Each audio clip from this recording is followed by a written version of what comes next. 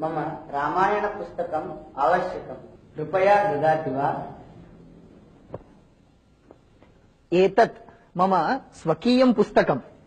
अद्य एकवारमेव ददामि। एकवारं ददामि, पुनः न ददामि। स्वीकरोतु। धन्यवादः। स्वागतम्। एकवारम्। अहं द्विवारं शब्दं कृतवान्। अहं द्विवारं दन्तधावनं करोमि।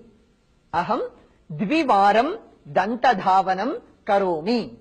अहं दिने त्रिवारम् आहारं स्वीकरोमि। वारम्।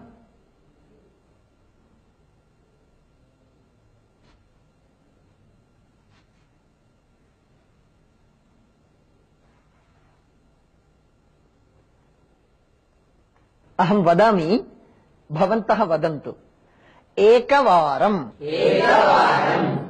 द्विवारं, त्रिवारं, चतुर्वारं, पञ्चवारं, षड्वारं, सप्तवारं, अष्टवारं, नववारं, दशवारं। अहम् एकं वदामि, भवन्तः वारं योजयित्वा वदन्ति वा? एकं, द्वे, द्विवारं, त्रीणि, त्रिवारं, चत्वारि, किम्? पञ्च, षड्, सप्त, अष्ट,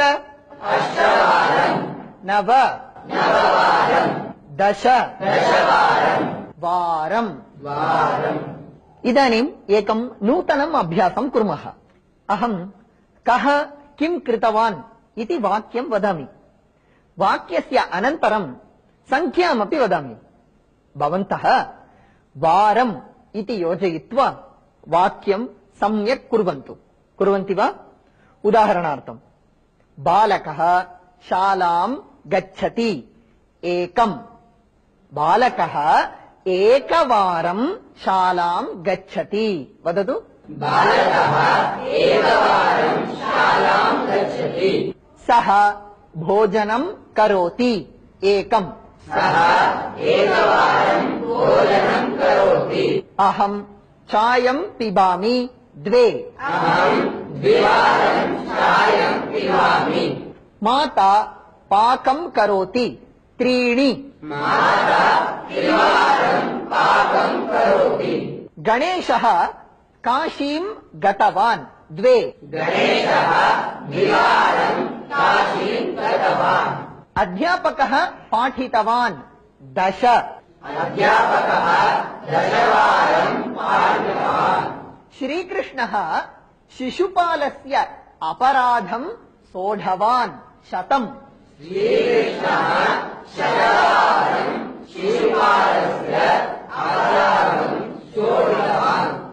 सप्ताहे तैलस्नानम् उत्तमम्। एकम्।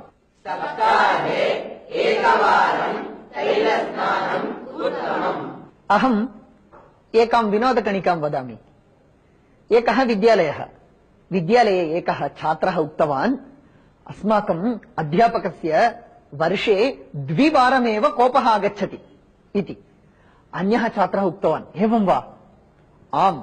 प्रथमः उक्तवान्, एकवारं कोपः आगच्छति चेत् षण्मासपर्यन्तं तिष्ठति इति उक्तवान्।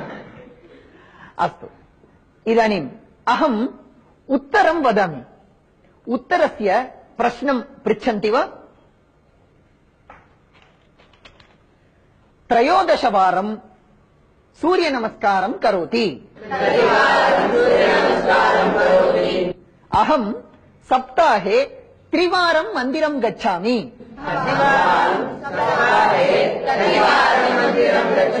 भवान् सप्ताहे कति वारं मन्दिरं गच्छति?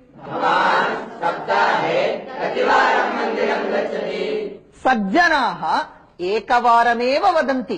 सज्जनाः कतिवारं वदन्ति? सम्भाषणसन्देशः मासे एकवारं प्रकाशितः भवति।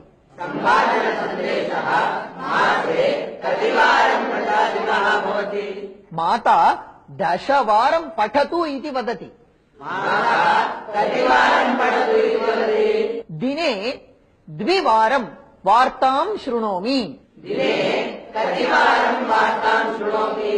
बाबर् बहुवारं भारतस्य उपरि आक्रमणं कृतवान्।